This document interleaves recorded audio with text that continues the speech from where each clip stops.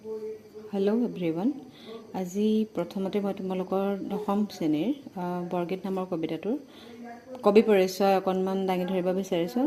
কবি মাধৱদেৱ, শ্ৰী শ্ৰী মাধৱদেৱৰ বিষয়ে আমি সকলোৱে জানিলেও আমাৰ বহুত ক্ষেত্ৰত এনেকুৱা হয় কবিতাটো ভালকৈ পঢ়া হয়, কিন্তু কবি পৰিচয়টো আমি অৱহেলা কৰি এৰি দিওঁ। কিন্তু আমাৰ আজিকালি এক্সামবিলাকত দেখা গৈছে কবি পৰিচয়ৰ পৰা বহুখিনি প্ৰশ্ন অহা দেখা গৈছে, গতিকে আমি কবি পৰিচয়টো ভালকৈ মন কৰিব লাগিব। এতিয়া বৰগীত হৈছে কবি শ্ৰী শ্ৰী মাধৱদেৱ।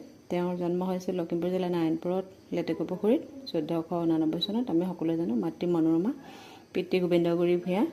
আৰু মাধৱদেৱৰ জীৱনৰ শ্ৰেষ্ঠ কৃতি বুলি পৰীক্ষাত অহা দেখা যায়। সেইটো তেওঁৰ শ্ৰেষ্ঠ কৃতি হৈছে নামঘোষা, আৰু এই ঘোষাখনক এহেজাৰী ঘোষা বুলি কোৱা হয়, কাৰণ ইয়াতে 1000টা ঘোষা আছে, সেইকাৰণে এহেজাৰী ঘোষা বুলি কোৱা হয় বা হাজাৰী ঘোষা।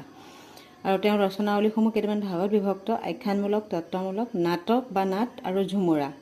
আখ্যানমূলক হৈছে ৰাজসী কাব্য, তত্ত্বমূলক জন্ম ৰহস্য ভক্তিৰত্নাৱলী আৰু নামমালিকা, নাট হৈছে অৰ্জুন ভঞ্জন বা দধিমথন, নাটো এখনেই।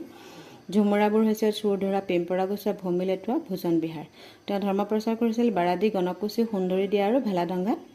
আৰু মাধৱদেৱৰ ৰচনা কৰা মুঠ বৰগীতৰ সংখ্যা আছে 191টা, আৰু ভনিতা থকা বৰগীতৰ সংখ্যা 157টা। এইকেইটা প্ৰশ্ন আহিবলৈ পোৱা দেখা গৈছে পৰীক্ষাত। আমি যদি এই সৰুকৈ মাধৱদেৱৰ বিষয়ে এইকণ জানি থওঁ, আমি 2 বা 3 নম্বৰ পাবলৈ সক্ষম হ'ম।